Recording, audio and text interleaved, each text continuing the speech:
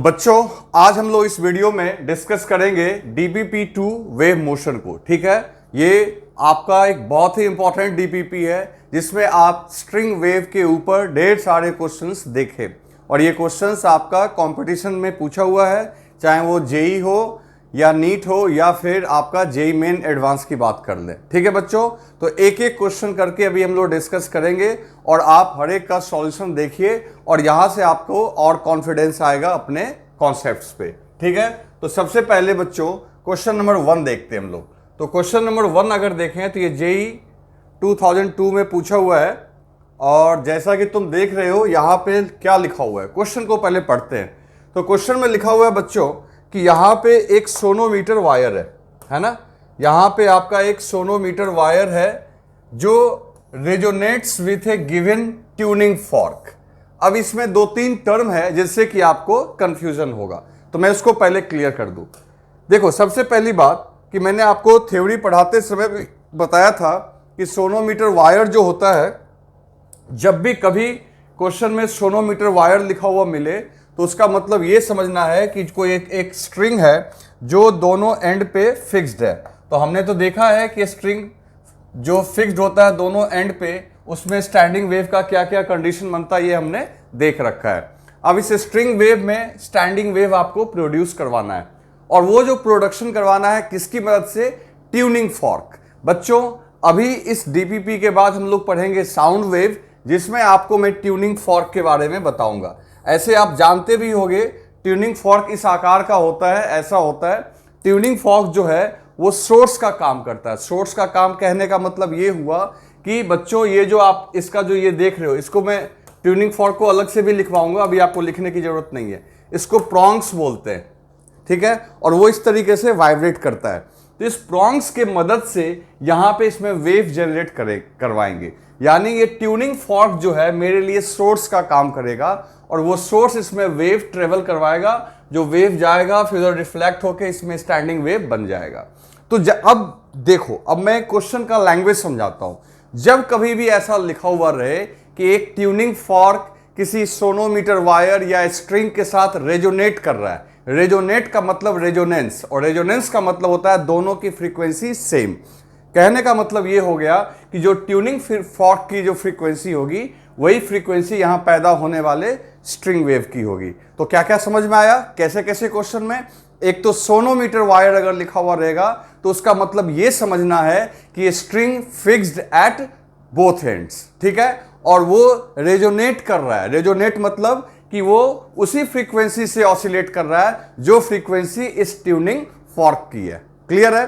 तो ये आपको टेक्निकल यहां प्रॉब्लम समझ में आ गया। तो हम लोग वापस प्रॉब्लम पे चलते हैं। यहां पे सोनोमीटर वायर मतलब समझ गए, वही आपका स्ट्रिंग है जो रेजोनेट मतलब उसकी वही फ्रीक्वेंसी है जो ट्यूनिंग फॉर्क की है। फिर कहता है यहां पे एक स्टैंडिंग वेव बनता है, ठीक है, यहां पे एक स्टैंडिंग वेव बनता है जिसमें 5 एंटी नोट्स हैं। अब दिमाग लगाओ, 5 एंटी नोट्स कैसे बनेंगे?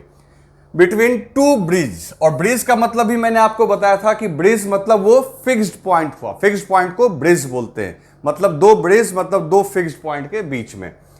When a mass of 9 kg suspended from the wire, when this mass is replaced by capital M, पहले क्या था कि देखो, अब वो रस्सी में तनाव टेंशन कैसे पैदा करेंगे?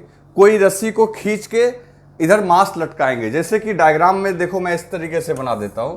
जैसे मान लो ये सोनोमीटर वायर है, ठीक है, अब यहां पे इस वायर में ये 2 ब्रिज हो गया, यहां फिक्स्ड हुआ और इस वायर में इधर मास हैंग करवाते हैं और यही मास का जो mg है, mg, इसी के वजह से यहां पे इसमें टेंशन पैदा होता है। तो पहले जो टेंशन पैदा हो रहा था 9 kg के मास की वजह से, अब 9 kg को रिप्लेस कर दिया गया कैपिटल M से। और जब 9 kg से यहां पे हम लोग वहां पे 9 kg का मास हैंग करवाए हुए थे, तो जो स्टैंडिंग वेव बन रहा था उसमें 5 एंटी नोड्स थे। अब कहता है कि जब M से रिप्लेस किए तो वायर जो है उसी ट्यूनिंग फॉर्क मतलब फ्रीक्वेंसी सेम रखना, फ्रीक्वेंसी में डिफरेंस मत करना, उसी ट्यूनिंग फॉर्क से करवाया गया और अब बस वहां पे कितने एंटी नोड्स बन रहे हैं? 3 एंटी नोड्स बन रहे हैं। तो M की वैल्यू निकालो। अब देखो इसको हम कैसे सॉल्व करेंगे, तो मैं फ्रेश अच्छा डायग्राम बनाता हूं और फिर मैं इसको सॉल्व कर। अब देखो बच्चों, यहां हमने डायग्राम बना दिया, ठीक है। तो अब देखो यहां पे क्या लिखा हुआ है। सबसे पहली बात कि लिखा हुआ है पहले जब आपका 9 kg का मास था हैंग किया हुआ, लटका हुआ, तो 90 न्यूटन का टेंशन पैदा कर रहा होगा। तो उस समय टोटल 5 एंटी नोड बने। ये रहा anti node, 2 3 4 and this is 5। तो 5 एंटी नोड्स बने। तो नोड्स कितने बनेंगे? तो निश्चित तौर पे एंटी नोड 2 नोड के बीच में ही होगा। और तुम्हें यह भी पता है कि यहां और यहां तो पक्की बात है नोड ही बनना है। तो इसका मतलब है कि बीच में एक नोड यहां डालना होगा, एक नोड यहां डालना होगा। तो डायग्राम आप बना लोगे तो बहुत आराम से काम हो जाएगा। क्वेश्चन में लिखा हुआ है 5 एंटी नोड्स बनना चाहिए। तो आपको पता है लास्ट पॉइंट पे तो नोड ही बनना है, तो बीच में 4 नोड और बनाने होंगे। तो ये हो गया डायग्राम। क्लियर? अच्छा, रस्सी की लंबाई L है, तो ये L जो होगा, और मान लो कि जो यहां स्टैंडिंग वेव प्रोड्यूस हुआ है उसका वेवलेंथ है लैम्डा। तो तुम्हें पता है कि 2 नोड के बीच के डिस्टेंस को लैम्डा बाई 2 बोलते हैं। तो lambda by 2, lambda by 2, lambda by 2, lambda by 2, lambda by 2। तो 1 2 3 4 5, ये 5 लूप में आपका मूव कर रहा है। तो ऑटोमेटिकली 5 लैम्डा बाई 2 जो होगा वो किसके बराबर होगा? पूरे रस्सी की लंबाई के बराबर। तो लैम्डा बराबर क्या हो जाएगा बच्चों? तो ऑटोमेटिकली 2L अपॉन 5। अब आ जाओ, किसी भी वेव के लिए ये इक्वेशन वैलिड है, v बराबर f लैम्डा। v हो गया वेव की वेलोसिटी, और वेव की वेलोसिटी तो रस्सी के नेचर पे यानी कि लीनियर मास डेंसिटी और टेंशन पे डिपेंड करती है। तो यहां का मान लो टेंशन है T1, तो v के जगह हम लोग लिख सकते हैं under root T1 upon mu. Clear? Frequency के जगह फ्रीक्वेंसी रहने दो, और लैम्डा के जगह लिख सकते हो बच्चों 2L अपॉन 5। ये एक इक्वेशन आया। अब देखो, अब कह रहा है कि अब यहां पे m मास को हैंग किया गया, तो टेंशन की वैल्यू तो उस जितना लटकाओगे उसी के बराबर होगी। तो टेंशन की वैल्यू बदल गई तो पक्की बात है यहां वेलोसिटी वेव की बदल जाएगी। तो v डैश हम लिख देंगे, ठीक है। क्योंकि वेलोसिटी क्यों बदल गई? क्योंकि टेंशन बदल गया। दूसरी बात है, यहां पे लिखा हुआ है कि टोटल 3 एंटी नोड्स बन रहे हैं। तो 3 एंटी नोड्स बन रहे हैं, तो निश्चित तौर पे टोटल नोड्स की संख्या 4 होगी, क्योंकि यहां पे नोड और यहां पे नोड तो पक्की बात है होगी ही होगी। तो बीच में एक नोड यहां भी डालना होगा, क्योंकि 2 नोड के बीच में ही एंटी नोड होता है। फिर एक नोड यहां भी डालना होगा। और इस बारी देखो, इस बारी अब क्या है कि वेलोसिटी बदल गई है, फ्रीक्वेंसी लेकिन नहीं बदली है। फ्रीक्वेंसी क्यों नहीं बदली है? क्योंकि उसी ट्यूनिंग फॉर्क का इस्तेमाल करना है। तो f के जगह f रहने दो। तो v बदल दोगे तो लैम्डा डैश यानी लैम्डा बदल जाएगा। तो अब देखो lambda dash by 2, lambda dash by 2, lambda, तो 3 lambda dash by 2 equals to L। तो लैम्डा डैश कितना आ गया? 2L by 3। तो अब यहां पे हम लोग देखें एक सेकेंड के लिए, तो जहां आपका v डैश लिखा हुआ है, जहां v डैश लिखा हुआ है वहां लिख दोगे अंडर रूट T2, इसको T2 मान लो, अंडर रूट T2, और रस्सी की जो रस्सी तो खैर वही है, तो T2 अपॉन म्यू, और फ्रीक्वेंसी भी वही है बच्चों। और लैम्डा डैश की जगह क्या रख दोगे? लैम्डा डैश की जगह रख दोगे 2L बाई 3, 2L बाई 3। तो ये आ गया हमारा इक्वेशन नंबर 2। अब इक्वेशन नंबर 1 ये है, 2 ये। क्लियर है? तो दोनों इक्वेशन को आप चाहो तो एक दूसरे में डिवाइड कर दो, ठीक है। पहले इसको आप लिख लो जल्दी से, मैं इसको ऊपर कर दूंगा। लिख लिया आपने? चलो अब देखो यहां पे हम लोग क्या करेंगे, 1 अपॉन 2 करेंगे। तो यहां क्या है? Under root T1 upon under root mu, और दूसरे में under root T2 upon mu. देखो दोनों का LHS और RHS इस तरफ हो गया, 2FL by 5 upon 2FL by 3।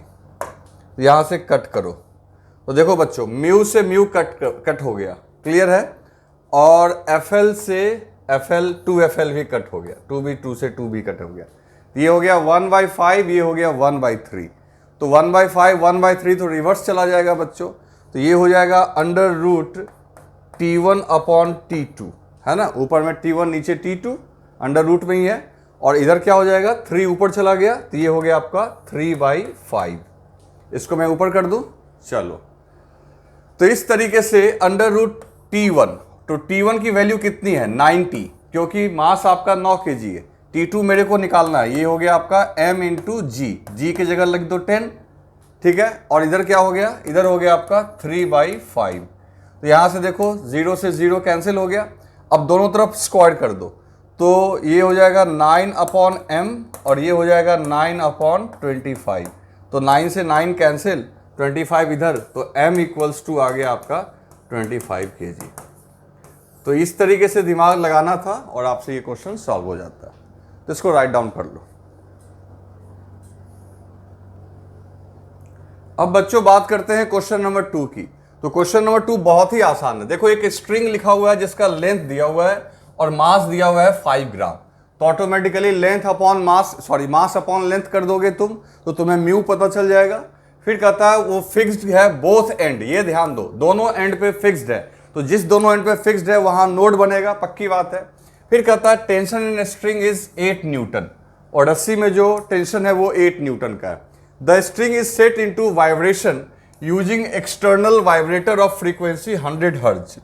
जो 100 हर्ट्ज है उस फ्रीक्वेंसी से उसको, सीधी सी बात है, जैसे अभी ट्यूनिंग फॉर्क था, तो एक्सटर्नल वाइब्रेटर का मतलब हुआ एक्सटर्नल सोर्स। अगर वो वाइब्रेट करवा रहा है तो वो सोर्स का काम कर रहा है, और जो सोर्स की फ्रीक्वेंसी होगी वही आपके स्ट्रिंग की फ्रीक्वेंसी होगी। तो वो कितना आपका है 100 हर्ट्ज।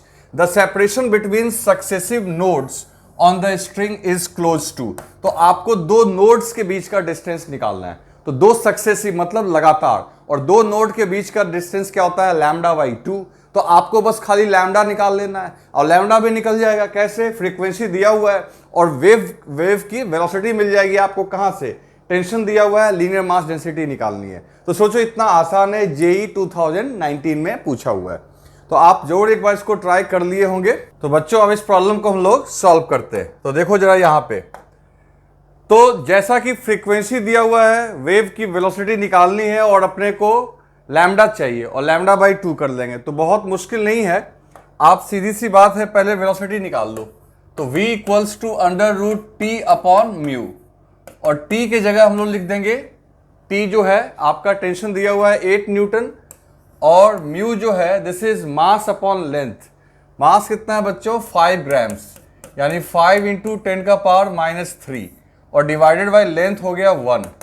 तो ये हो जाएगा आपका 8000/5। तो दिस इज √1600, और ये कितना आ गया 40 मीटर पर सेकेंड। ये वेलोसिटी निकल के आ गई। अब देखो v बराबर होता है आपका f into lambda. So lambda is equal to v/f। v हो गया आपका 40, v है आपका 40 और फ्रीक्वेंसी है आपका 100। तो ये आ जाएगा आपका यहां से 0.4 मीटर्स। तो लैम्डा आ गया 0.4 मीटर्स, और दो नोड के बीच का डिस्टेंस होता है λ/2। तो distance between two nodes, distance between two nodes, तो दो नोड्स के बीच का डिस्टेंस होता है λ/2। तो ऑटोमेटिकली 0.4/2, तो ये आ जाएगा 0.2 मीटर्स। तो इसका मतलब है सेंटीमीटर में ये हो जाएगा आपका 20 सेंटीमीटर। तो हम लोग यहां पे आंसर कर देंगे 20 सेंटीमीटर्स। क्लियर है? तो इसको राइट डाउन कर लो।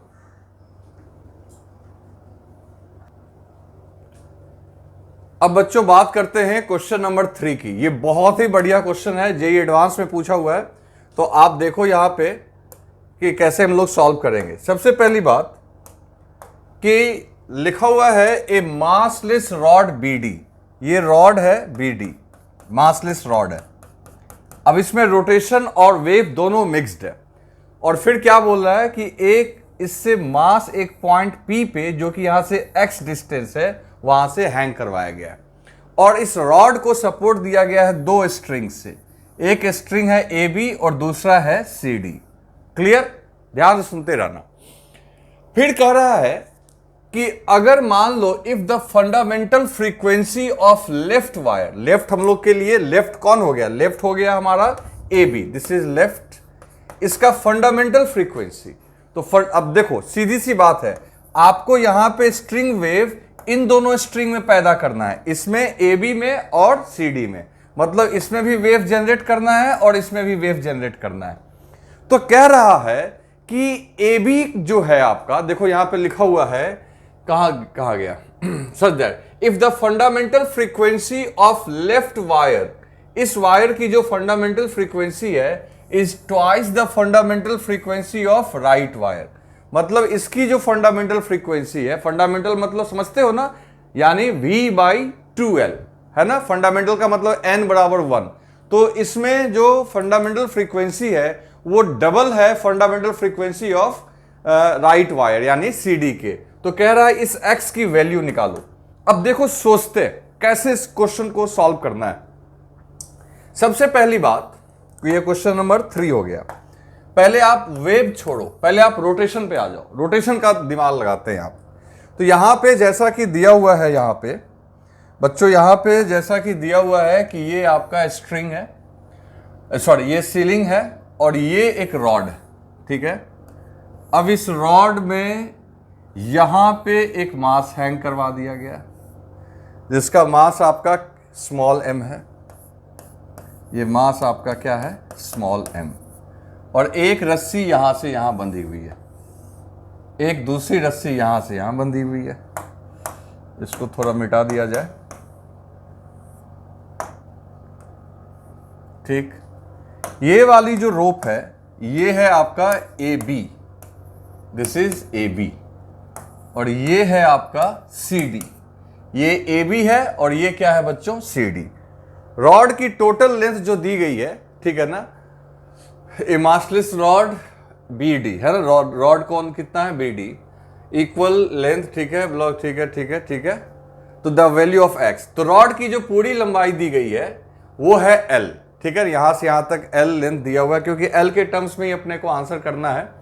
तो सीधी सी बात ये है कि हमें x निकालना है। तो ये देखो, ये आपको x दिया हुआ है तो ऑटोमेटिकली ये हो जाएगा L माइनस x। क्लियर। अब इस रॉड का कोई वेट नहीं है लेकिन इसका वेट है। अब ये रॉड आपका स्थिर है, ये जो रॉड है जिसका नाम आपका है, रॉड का नाम है क्या, BD। अच्छा ओके, ऊपर में A लिखना है ना, ऊपर में ये आपका A होगा और ये आपका B, ठीक है। और ठीक इसी तरीके से यहां पे ये आपका D है और ये आपका C। तो BD रॉड जो है ये देखो एकदम रेस्ट में, ये नाच नहीं रहा है, इसका मतलब ये रोटेशनल इक्विलिब्रियम में है। अब याद करो रोटेशन, हम लोग मान लेते हैं एक्सिस ऑफ रोटेशन यहां से पास कर रहा है, दिस इज AOR। तो ये जो मास हैंग कर रहा है जिसका नाम है M, ये तो आपका यहीं से पास कर रहा है तो इसका तो कोई टॉर्क लगेगा नहीं। और इस रस्सी में मान लो टेंशन लग रहा है T1 ऊपर की ओर, इसमें लग रहा है T2। तो T1 चाहता है इस रॉड को क्लॉकवाइज नचाना और T2 चाहता है एंटी क्लॉक, लेकिन ये रॉड तो स्थिर है। इसका मतलब हो गया कि torque of T1 must be equals to torque of T2। और इस mg का तो टॉर्क लगेगा ही नहीं क्योंकि ये यहीं से पास कर रहा है, यानी कि लाइन ऑफ एक्शन जो है इसका एक्सिस ऑफ रोटेशन को इंटरसेक्ट कर रहा है। तो टॉर्क ऑफ T1 कितना होगा, तो आपको याद होगा फोर्स इंटू परपेंडिकुलर डिस्टेंस। तो हम लोग लिख सकते हैं T1 into X, T1 into X equals to T2 into L minus X, क्योंकि इसके लिए परपेंडिकुलर दूरी ये हो गई। तो T1 और T2 में ये रिलेशन हमारा एक डेवलप होके आ गया। और वर्टिकल डायरेक्शन में अगर देखें तो ये आपका ट्रांसलेशनल मोशन भी रॉड नहीं कर रहा है, तो ऊपर लगा T1 T2 तो नीचे क्या लग रहा है mg। तो हम लोग एक इक्वेशन और लिख सकते हैं, क्या लिख सकते हैं, T1 plus T2 equals to mg। ये भी एक इक्वेशन लिख सकते हैं नेट फोर्स को बैलेंस करने के हिसाब से, ठीक है, स्मॉल m लिख लेते हैं। खैर ये बात हो गई, ये सब एक इक्वेशन हमने देख लिया। अब कहता है इस रॉड की जो फंडामेंटल फ्रीक्वेंसी है, तो मान लो फंडामेंटल फ्रीक्वेंसी ऑफ AB, इस स्ट्रिंग की जो फंडामेंटल फ्रीक्वेंसी है, तो फंडामेंटल फ्रीक्वेंसी होती है V/2L, velocity of wave upon length. तो मान लो इसका लेंथ जो है, जितना लेंथ ए बी का होगा वही लेंथ इस स्ट्रिंग का होगा। अब रॉड की बात नहीं कर रहे हैं, इस स्ट्रिंग की बात कर रहे हैं। तो 2 इंटू एल नॉट और वेलोसिटी v रहने दो। इसी तरीके से F C D fundamental frequency of ये, तो इसमें मान लो इसका टेंशन T2 है, तो वेलोसिटी तो टेंशन पे डिपेंड करता है, जिसके वेलोसिटी को मान लो v डैश अपॉन स्ट्रिंग की लंबाई 2l नॉट। आ रही है बात समझ में? चलो अब हम लोग क्या करेंगे। अब जैसा कि क्वेश्चन में लिखा हुआ है कि राइट वाला का जो फंडामेंटल फ्रीक्वेंसी है, फंडामेंटल फ्रीक्वेंसी ऑफ लेफ्ट जो है वो दोगुना है राइट वाले के। मतलब कि यहां पे अपने को दिया हुआ है बच्चों कि तुम्हारा एफ ए बी जो है this is twice of F C D, और एफ ए बी की जगह लिख दोगे v अपॉन 2l नॉट, और इसमें लिख देंगे 2 into V dash upon 2l naught. तो क्या क्या कैंसिल हो गया? तो यहां पे देख सकते हैं हमारा कि 2l नॉट कैंसिल, और वेलोसिटी v, तो वेलोसिटी v होता है under root T upon mu. तो टेंशन कितना है T1, तो यहां लिख देंगे under root T1 upon mu, और इस केस में लिख देंगे बच्चों अंडर रूट T2, है ना, T2 अपॉन म्यू। आ रही है बात समझ में? वेलोसिटी जो म्यू सेम क्यों रखा? क्योंकि दोनों की रस्सी का नेचर सेम होगा, बस अंतर क्या है वेलोसिटी में। वेलोसिटी में अंतर क्यों हुआ? क्योंकि टेंशन दोनों का डिफरेंट है, क्योंकि टेंशन के बीच में ये रिलेशन है। क्लियर? तो अब कुछ नहीं करना है, अभी हमको x निकालना है। तो पहले आप यहां तक लिखो, और ये डबल कोई पूछे क्यों कर दिया हमने, तो ऐसा लिखा हुआ है। और फंडामेंटल फ्रीक्वेंसी की वैल्यू, क्योंकि ये string fixed at both and हो जाएगा, तो बोथ एंड क्योंकि यहां भी बंधा हुआ है यहां भी बंधा हुआ है, तो फॉर्मूला तो लोगे v बाई 2l वाला ही। तो आप फटाफट इसको राइट डाउन करो, पहले कर लिया आपने। चलो अब देखो, अब यहां पे अंडर रूट म्यू भी कैंसिल हो गया, तो T1 under root T1 is equal to 2 into under root T2। अब दोनों तरफ स्क्वायर कर दो, तो T1 इक्वल्स टू 4T2। ये एक इक्वेशन आ गया, इसका नंबर 2 कर दो, ये दूसरा इक्वेशन है और पहला हमारा ये। तो अब एक काम देखो, पहला इक्वेशन क्या था अपना T1 इंटू एक्स, पहला इक्वेशन है T1 into X equals to T2 into L minus X, यही है ना।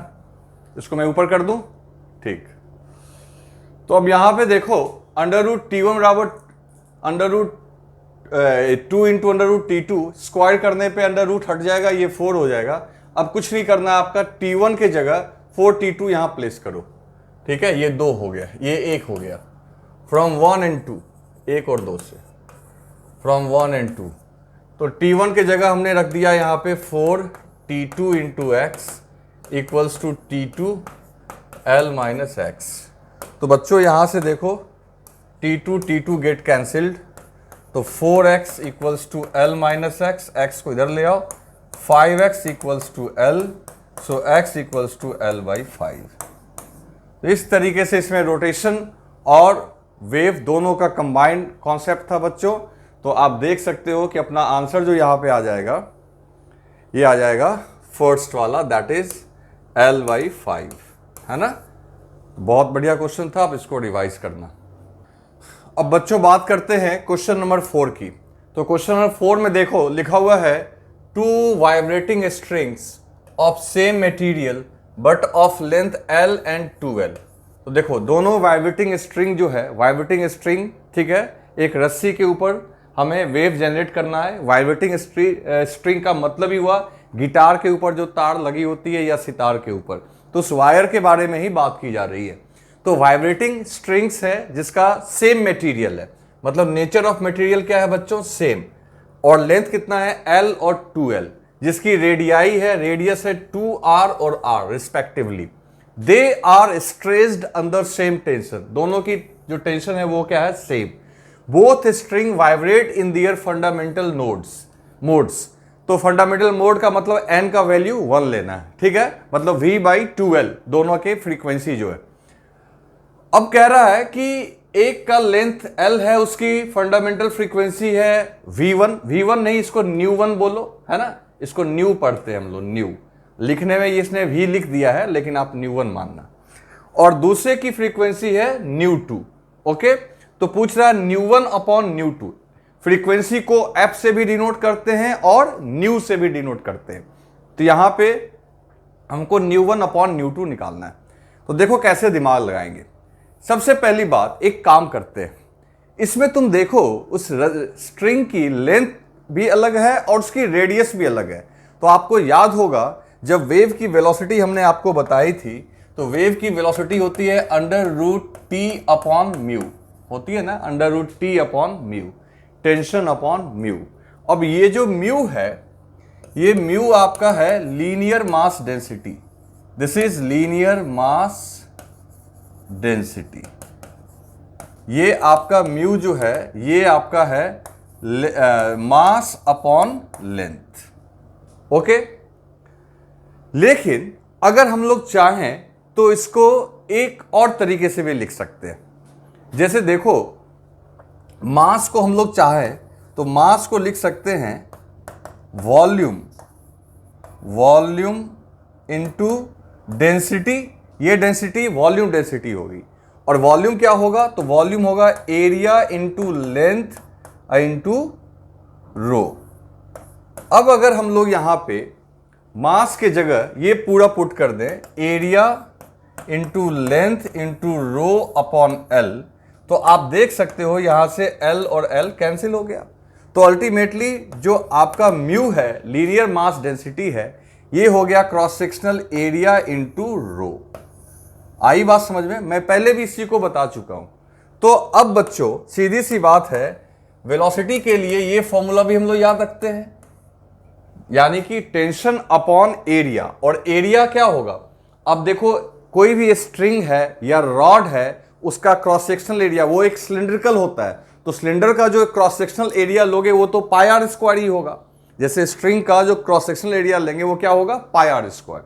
तो जो एरिया है वहां लिख सकते हो pi r square into length L, sorry कहां, यहां नहीं लिखना है ना, हमको लिखना है म्यू के जगह। तो म्यू की जगह क्या लिखना है, एरिया इंटू रो। तो एरिया की जगह लिख दोगे बच्चों पाई आर स्क्वायर, और डेंसिटी की जगह रो। तो ये फॉर्मूला अभी फिलहाल इस प्रॉब्लम में हम लोग यूज करेंगे। क्लियर? आ रही है बात समझ में? चलो अब देखो, इसको वेलोसिटी को वी नॉट लिखो, क्योंकि यहां फ्रीक्वेंसी के लिए भी वी का यूज किया हुआ है, तो वहां से आप कंफ्यूज कर जाओगे। तो पहला जो स्ट्रिंग है जिसकी फ्रीक्वेंसी है म्यू1, न्यू1 बोल सकते हो, न्यू, या v1 बोल सकते हो, या f1 बोल सकते हो। तो फंडामेंटल फ्रीक्वेंसी होती है velocity of wave upon 2l। लंबाई कितनी होती है, 2l। n का वैल्यू क्या लिए, ऐसे फॉर्मूला होता है n into v naught by 2l, तो n का वैल्यू क्या लेना है, 1।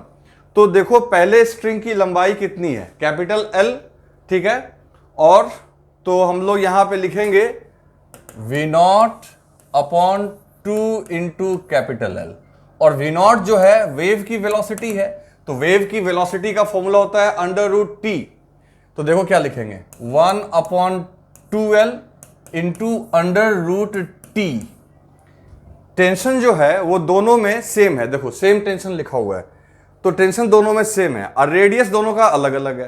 तो इसका रेडियस है 2r, पहले वाले का लेंथ L है और रेडियस 2r है।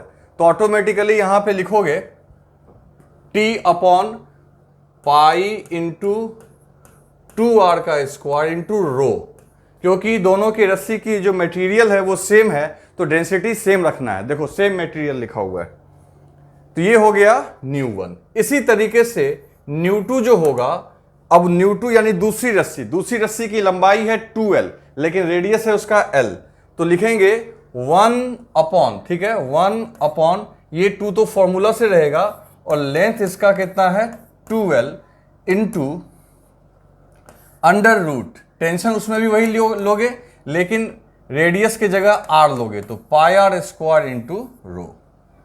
क्लियर? ये दोनों का फंडामेंटल फ्रीक्वेंसी का फॉर्मूला है। अब तुम्हें इसका रेशियो निकालना है, तो इसका मतलब तुम्हें निकालना है न्यू1 अपॉन न्यू2। अब देखो इन दोनों को LHS को डिवाइड करो तो RHS को भी डिवाइड करोगे, क्या क्या कट जाएगा, सीधा डायरेक्ट हम लोग लिखते हैं। देखो ये टेंशन कट गया, पाई आर स्क्वायर रो ये सब कट गया, एल भी कट गया। तो ऊपर में यहां पे ऊपर में क्या बचा, और यहां से ये 2 से 2 भी कट गया, तो ऊपर में सिर्फ बचा अंडर रूट 1/4 स्क्वायर। देखो 2 का स्क्वायर 4 हो जाएगा, तो अंडर रूट का तो ये सब तो 1/12 तो ऊपर में बचा सिर्फ तुम्हारा 1/2। कैसे 2 आया समझ में आया ना, बाकी सब कट जाएगा, सिर्फ अंडर रूट 1/4 का रिजल्ट होगा 1/2। यहां क्या बचेगा, तो यहां भी आपका बस वही बचने वाला है 1/2, क्योंकि ये 2 और ये 2 तो कैंसिल, ये एल कैंसिल, ये 2 खाली बच गया है। यहां t cancel, pi r square cancel, rho cancel, तो इसका भी अंडर रूट 1/4 जो कि 1/2, इसका भी 1/2। आ रही है बात समझ में। और फाइनली ये दोनों भी कैंसिल होके 1/1, तो 1:1। तो सीधा जो आंसर हमारा यहां पे आएगा उनका रेशियो जो आएगा 1 आ जाएगा। समझ गए ना। तो इस तरीके से यहां पे दिमाग लगाना था, तो इसको राइट डाउन कर लो। अब बच्चों बात करते हैं क्वेश्चन नंबर 5 की। ये जेई एडवांस का पूछा हुआ क्वेश्चन है, बहुत बढ़िया क्वेश्चन है, और मोर देन 1 करेक्ट इसमें हो सकता है, क्योंकि लिखा हुआ है इज ऑब्लिग आर, है ना। तो देखो यहां पे क्या बोल रहा है, जरा ध्यान से समझना क्वेश्चन। यहां लिखा हुआ है इज और ब्रैकेट में आर लिखा हुआ है, इसका मतलब ही हुआ कि एक से ज्यादा करेक्ट हो सकता है। अब यहां पे एक रस्सी को एक्स एक्सिस के लॉन्ग बांध दिया गया है, ठीक है, एक्स एक्सिस के लॉन्ग। उसमें से उसका एक एंड जहां से रस्सी शुरू हो रही है वो x = 0 पे, उसके बारे में कह रहा है फिक्स्ड है। तो फिक्स्ड है भाई, वो इसका मतलब वो तो मूव करेगा नहीं, यानी वो पक्की बात है, वो क्या होगा, नोड। उसके बाद कहता है द अदर एंड जो है वो वाइब्रेट कर रहा है, ये वाला एंड फ्री है, वाइब्रेट करने के लिए फ्री है, और वो y डायरेक्शन में आपका वाइब्रेट कर रहा है, मतलब कि ये यहां पे ऑसिलेट कर रहा होगा। तो एक बात तो पक्की हो गई कि यहां पे आपका बनना है एंटी नोड, क्योंकि इसके बारे में कह रहा है वाइब्रेट कर रहा है, और ये फिक्स्ड है, यानी यहां बनना है आपका नोड। अब इसमें ढेर सारा ये सब जो डेटा दिया हुआ है ना, 100 मीटर पर सेकेंड, तो ये सब आपको बस कंफ्यूज करवाने के लिए दिया हुआ है। आपको बस ये ध्यान रखना था कि हमको उसी इक्वेशन को सेलेक्ट करना है जिसमें x = 0 के लिए नोड मिले और x = 3 के लिए एंटी नोड मिले। आ रही है बात समझ में। अब ये जो सेटिस्फाई कर देगा, क्योंकि बाकी कोई इंफॉर्मेशन फ्रीक्वेंसी नहीं दी गई है, ना वेव का वेवलेंथ दिया हुआ है, वो सब तो कुछ भी हो सकता है, लेकिन हमको यहां पे बस इस चीज को ध्यान रखना है कि इसमें से जो इक्वेशन इसको सेटिस्फाई कर देगा कि x = 0 पे नोड हो और x = 3 पे एंटी नोड हो, तो वो इक्वेशन हमारे काम का है, ठीक है। तो बोल रहा है कि इसमें से कौन सा इक्वेशन हो सकता है स्टैंडिंग वेव जो यहां पे जनरेट कर सकते हैं। तो पहली बात है कि अगर एक नजर में देखोगे तो ये सारे स्टैंडिंग वेव के ही इक्वेशन है, क्योंकि x और t दोनों अलग अलग है, एक साइन के फॉर्म में और एक कॉस के फॉर्म में। आगे वाला ये जो आपको याद होगा स्टैंडिंग वेव पढ़ते समय हम लोग सीखे हैं कि आगे वाला ये जो है ये आपका एम्पलीट्यूड का काम करता है। तो इसमें ये सब में क्या है, ये एम्पलीट्यूड है, ये एम्पलीट्यूड है, ये एम्पलीट्यूड है। क्लियर। तो बस आप इसी को उठा के लेके चलो। तो देखो सब में साइन साइन साइन ही है। तो अब एक बार मैं एक काम करता हूं, मैं इधर लिख देता हूं, एक बार इधर ध्यान से हम लोग लिखते हैं। तो देखो ये आपका स्ट्रिंग हुआ और यहां पे बनना चाहिए हम लोगों के हिसाब से नोड, यानी इसका एम्पलीट्यूड होना चाहिए 0, ठीक है, x = 0 पे, और यहां बनना चाहिए एंटी नोड। एंटी नोड का मतलब हुआ कि इसका एम्पलीट्यूड मैक्सिमम होना चाहिए, एम्पलीट्यूड मैक्सिमम होना चाहिए, ठीक है, एम्पलीट्यूड मैक्सिमम। और मैक्सिमम एम्पलीट्यूड कितना हो सकता है, तो चूंकि यहां 2a की जगह a लिखा हुआ है तो a ही होगा, प्लस माइनस जो भी हो, तो प्लस माइनस a लिख देंगे हम लोग। क्यों लिए, क्योंकि यहां पे a ही लिखा हुआ है तो a को ही मानेंगे कि वो 2a का रोल प्ले कर रहा है। और ये इसका कोऑर्डिनेट कितना होगा, x = 3।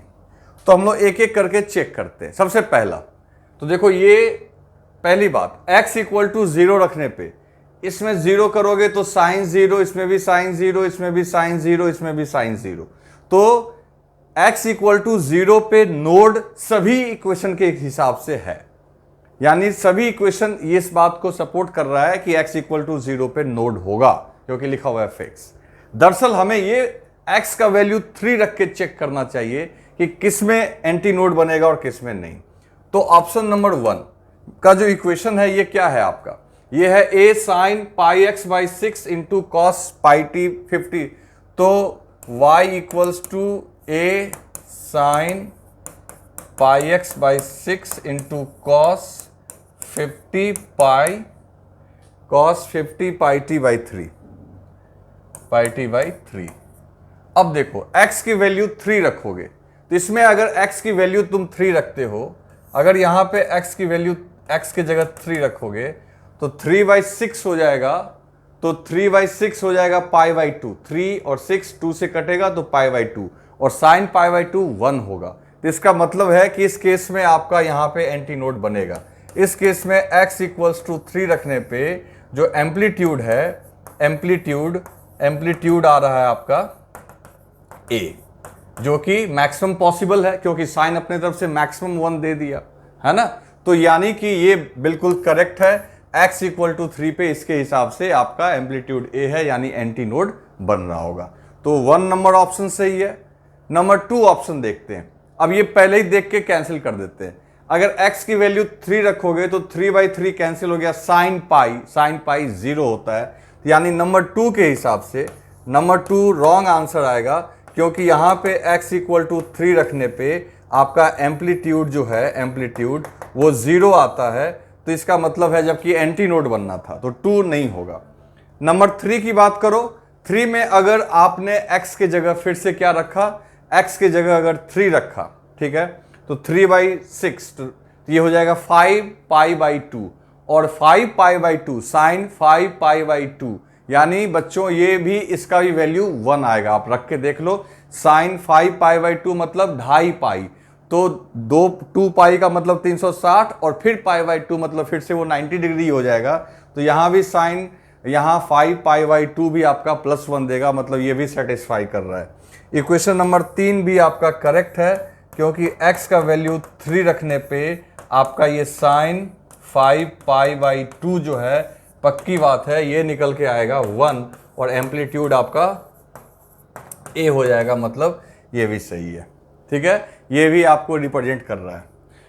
4 में देखें तो 4 में अगर हम लोग यहाँ 3 रख दें, है ना, तो 3 रख दें तो बस बात सेम है। यहाँ पे अगर 3 रखें तो ये 15 पाई बाई 2, और 15 पाई बाई 2 का मतलब हो जाएगा 7.5 पाई, तो 7.5 पाई का मतलब भी तो साइन 7.5 पाई, तो 2 पाई में घूम गया तो 6 पाई हो गया, और 7.5 मतलब 1.5 पाई, मतलब आप करके देख लो ये -1 आएगा, मतलब साइन यहाँ -1 देगा, मतलब एम्पलीट्यूड -a, मतलब एम्पलीट्यूड का मैग्नीट्यूड तो a ही लेंगे हम लोग। तो इस केस में भी आपका 4 नंबर भी करेक्ट आंसर है, क्योंकि x इक्वल टू 3 रखने पे साइन जो होगा 15 पाई बाई 2 होगा, और वो होता है -1, जो कि एम्पलीट्यूड आपका मैग्नीट्यूड में ही लेते हैं हम लोग सिर्फ, तो वो a हो जाएगा। यानी आपका इसमें यही चेक करना था कि x इक्वल टू 3 पे एंटी नोड किस केस में बन रहा है, तो ये तीनों ही ऑप्शन में बन रहा है। तो 1, 3 and 4 is the right answer, और 2 आपका यहाँ पे रॉन्ग हो जाएगा। ठीक है, तो यहाँ पे आप इसको आंसर टिक करोगे, इसको करोगे, इसको करोगे, ये सारे ही स्टैंडिंग वेव हैं, हालांकि नंबर 2 हमको सेटिस्फाई नहीं कर रहा है। ठीक है, तो आप लिख लो इसको।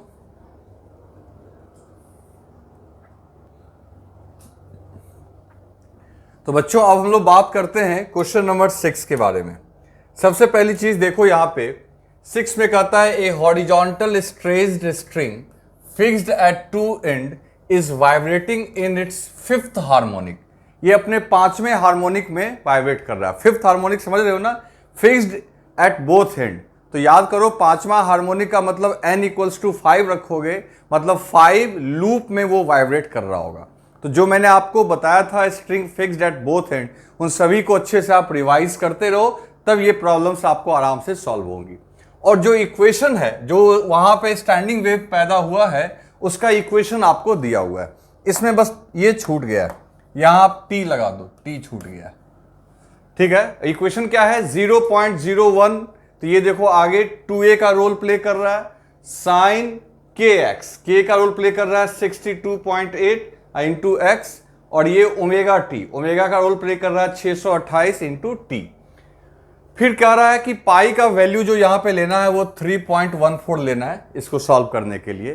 तो करेक्ट स्टेटमेंट्स पूछ रहा है ना, करेक्ट स्टेटमेंट्स, और इज ऑब्लिक आर है मतलब मोर देन 1 सही है। तो अब देखते हैं एक एक करके। जेईई एडवांस का क्वेश्चन है बच्चों, बहुत अच्छा क्वेश्चन है, इसको हम लोग सॉल्व करते हैं। सबसे पहली बात कि देखो इसको कैसे सॉल्व करेंगे। तो इसको हम लोग सॉल्व कैसे करेंगे, सबसे पहले हम लोग स्ट्रिंग का डायग्राम बनाते हैं, ये सबसे इंपॉर्टेंट। तो टोटल आपका 5th हार्मोनिक है, तो 5 लूप में वाइब्रेट करवाना है। डायग्राम बहुत मायने रखता है। तो 1 लूप, 2, 3, 4, 5, ओके, ये 5th लूप हो गया। तो अब डायग्राम बन गया अपना। ये 5 लूप में क्यों वाइब्रेट कर रहा है, क्योंकि 5th हार्मोनिक लिखा हुआ है, 5th हार्मोनिक। 5th हार्मोनिक का मतलब ही हो गया यहां पे कि आप जो है n की वैल्यू क्या लोगे, 5। आ रही है बात समझ में? इसका मतलब ये हुआ बच्चों कि ये टोटल स्ट्रिंग की जो लंबाई l होगी, l, अब ये नोड्स हैं बीच में 1 2 3 4 5, और यहां पे तो नोड बनना है 6 नोड। तो पहला ऑप्शन तो आपका ऐसे ही रॉन्ग हो गया, क्योंकि ये नोड्स की संख्या 5 बोल रहा है, जबकि अपना नोड्स कितना है, 6। तो हम लोग तो सबसे पहले यही आइडेंटिफाई कर लिए, total number of nodes, total number of nodes. तो नोड्स की संख्या कितनी हो गई, 6। क्लियर? उसके बाद अब देखो ये हो गया आपका लैम्डा बाई 2। तो ऐसा ऐसा lambda by 2, lambda by 2, lambda by 2, lambda by 2, यानी 5 lambda by 2 is equal to length of string. ठीक है, तो इसका मतलब अगर लैम्डा निकल जाएगा तो लेंथ ऑफ स्ट्रिंग भी निकाल लेंगे। लैम्डा कैसे निकलेगा, तो लैम्डा कैसे निकलेगा बच्चों, तो v बराबर होता है f इंटू लैम्डा। ठीक है, या ऐसे भी नहीं, दूसरा और भी ऑप्शन है, लैम्डा का वैल्यू तुम ऐसे भी निकाल सकते हो। लैम्डा इक्वल्स टू होता है 2 पाई अपॉन k, क्योंकि k बराबर होता है 2 पाई बाई लैम्डा। तो इक्वेशन जो अपना दिया हुआ है बच्चों, इक्वेशन क्या दिया हुआ है, 0. एक बार इक्वेशन लो लिख ले, 0.01 मीटर, 01 साइन, ठीक है, 62.8 एक्स इंटू, ठीक है, इंटू कॉस। अब कॉस के बाद क्या लिखा हुआ है, तो कॉस के बाद लिखा हुआ है 628 टी, 628 टी ओमेगा टी, है ना। तो यहां पे देखो k की वैल्यू कितनी लोगे, 62.8। तो यहां पे देखो क्या करेंगे, तो ये हो गया 2 पाई, और k की जगह लिख देंगे 62.8, और पाई की जगह क्या लिखेंगे बच्चों, तो पाई की जगह हम लोग लिखेंगे 3.14, ऐसा लेने को कहा है। तो लैम्डा इक्वल्स टू 3.14, तो ये हो जाएगा 6.28 अपॉन 62.8। तो ये कितना आ जाएगा, ये आ जाएगा आपका 1/10, यानी 0.1 मीटर। ये आ गया आपका लैम्डा। तो लैम्डा 0.1 मीटर है, तो लेंथ बराबर क्या हो जाएगा, तो लेंथ बराबर देखो 5 लैम्डा बाई 2, तो 5 इंटू 0.1/2, तो ये आ जाएगा बच्चों 0.25 metre. This is the length. तो इसका मतलब ये हो गया कि जो लेंथ है वो क्या दिया हुआ है, 0.25, जो कि ऑप्शन नंबर 2 में दिया हुआ है, मतलब option number 2 is the right. Clear है? देखते हो कैसे दिमाग लगा के हम लोग फटाफट सॉल्व कर सकते हैं, कोई मुश्किल काम नहीं है। तो ये लेंथ निकल गई। ऑप्शन नंबर 3 में क्या बोल रहा है, maximum displacement of mid point of the string from its equilibrium position is 0.101। अब जरा सोचो कि इस रस्सी का मिड पॉइंट कौन सा होगा। तो अगर एक बात गौर करें तो मिड पॉइंट कौन होगा, तो मिड पॉइंट होगा L/2 बीच में। तो आप गौर से देखो, ये ठीक बीच में यहां पे आएगा, है ना, 2 लूप इधर 2 लूप इधर, और ये बीच वाले लूप का आधा इधर आधा इधर। तो this is the mid point. तो मिड पॉइंट पे कौन है बच्चों? एंटी नोड, और एंटी नोड का मैक्सिमम डिस्प्लेसमेंट ही होता है, आप जानते ही हो, और वो जो होगा ये इसका कॉफिशिएंट होगा, क्योंकि यही स्टैंडिंग वेव में 2a का रोल प्ले करता है। तो इसका मतलब है कि मिड पॉइंट पे क्या है? Anti node. और चूंकि मिड पॉइंट पे एंटी नोड है तो मिड पॉइंट हमारा किसके साथ रोल प्ले कर रहा है? Anti. Mid point of string जो है हमारा मिड पॉइंट क्या है? एंटी नोड, और एंटी नोड का जो मैक्सिमम डिस्प्लेसमेंट होगा यहाँ पे 0.01 मीटर। तो बिल्कुल सही बात है, और ये ऑप्शन भी हमारा क्या है? करेक्ट, 3 भी करेक्ट।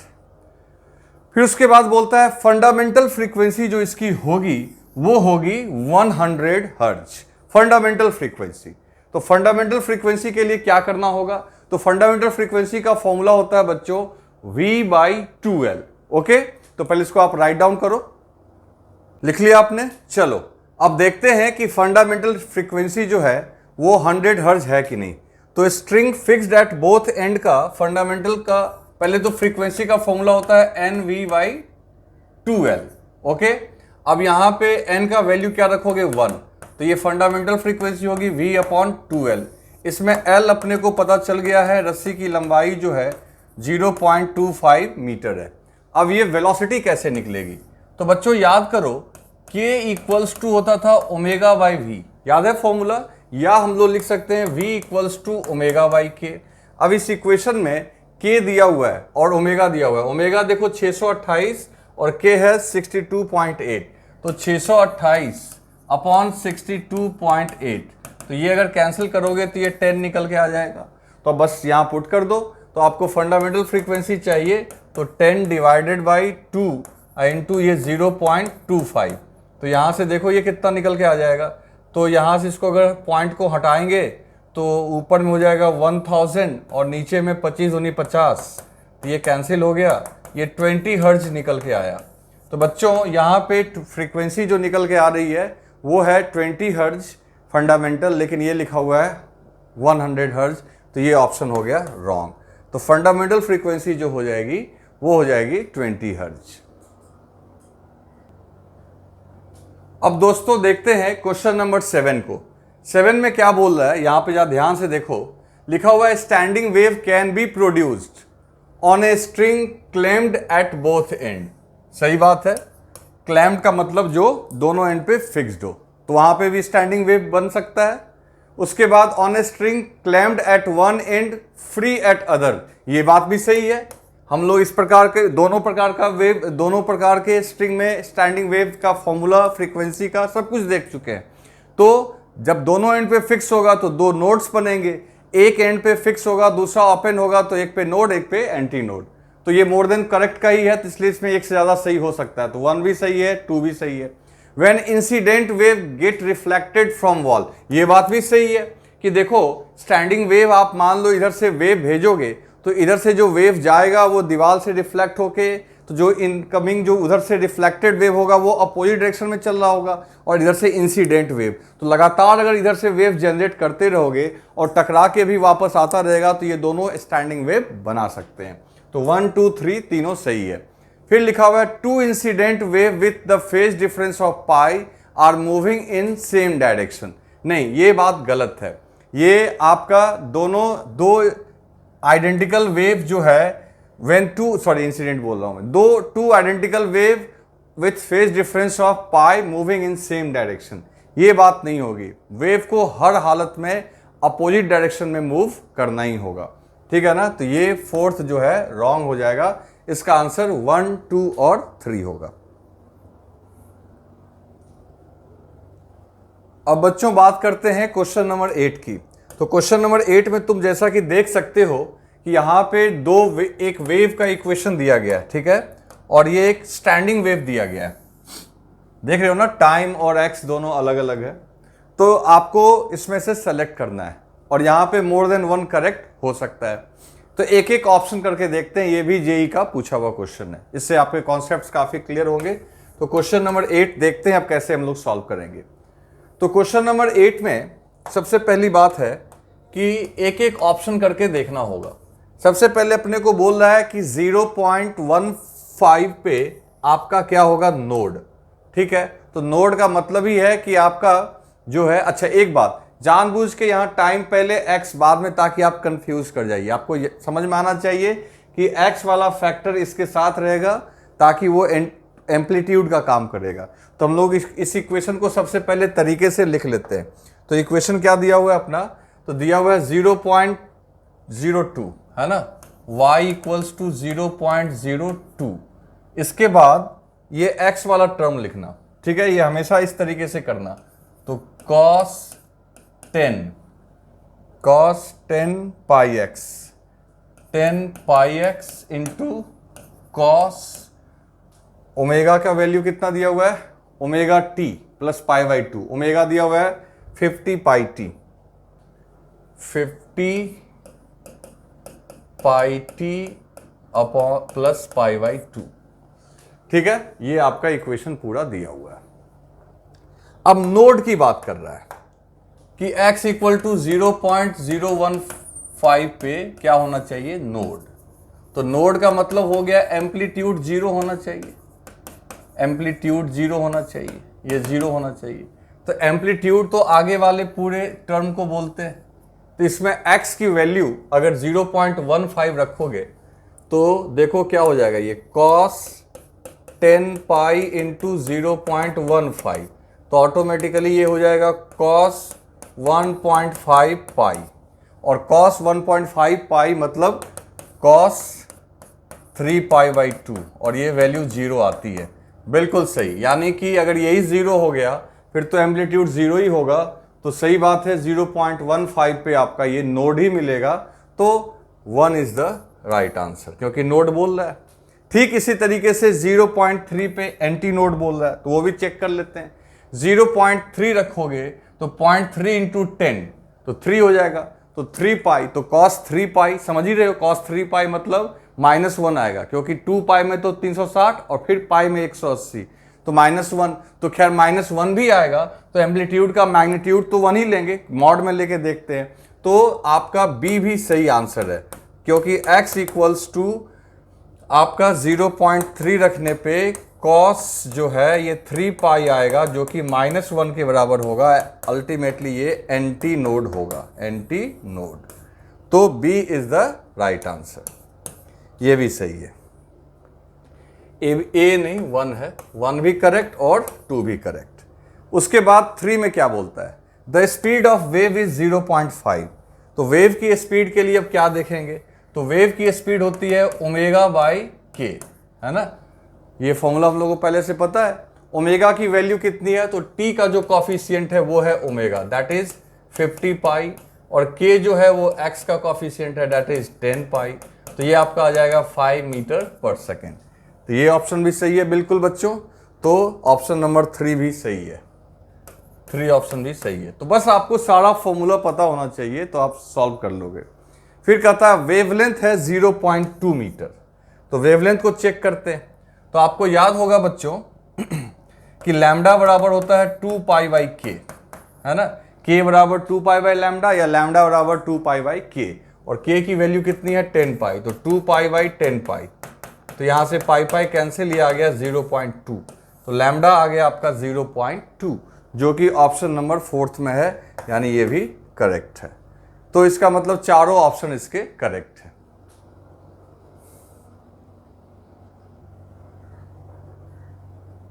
अब बच्चों बात करते हैं क्वेश्चन नंबर 9 की।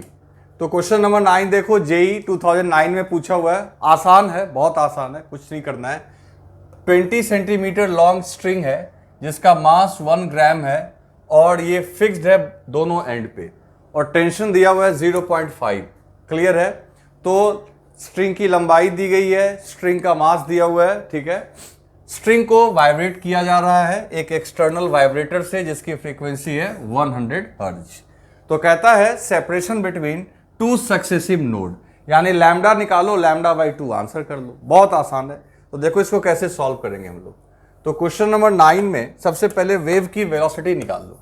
तो v इक्वल्स टू होगा √t बाई म्यू, और t के लिए आपको टेंशन दिया हुआ है। टेंशन कितना दिया हुआ है बच्चों, तो टेंशन दिया हुआ है 0.5, और जहां तक रही बात म्यू की, तो म्यू आपको निकालना होगा 1 ग्राम, यानी लेंथ अपॉन तो 1 इंटू 10 का पावर -3 केजी में कन्वर्ट हो जाएगा, और लेंथ है आपका 20 सेंटीमीटर, तो 20 इंटू 10 का पावर -2 है ना, मीटर में कन्वर्ट हो जाएगा।